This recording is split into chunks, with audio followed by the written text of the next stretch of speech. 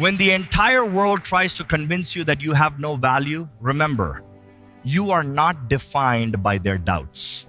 Critics will always tell you what you cannot do, what you cannot achieve, and how far you will fall. But unconditional belief and self-acceptance will always tell you, take the step, try one more time, and never stop. Years ago, an unexpected mentor saw something in me that I couldn't see in myself. He told me, your voice can heal. I started with just 10 nervous listeners in a tiny room, scared, uncertain, but determined to speak my truth.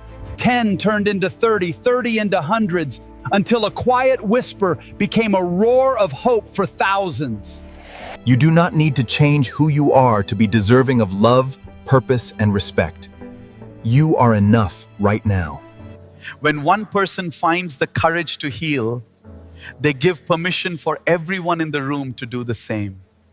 Your story has the power to change a life. Never hide your light and never, ever give up. Embrace your true worth, step into your destiny, and subscribe to the Mind's Atelier today.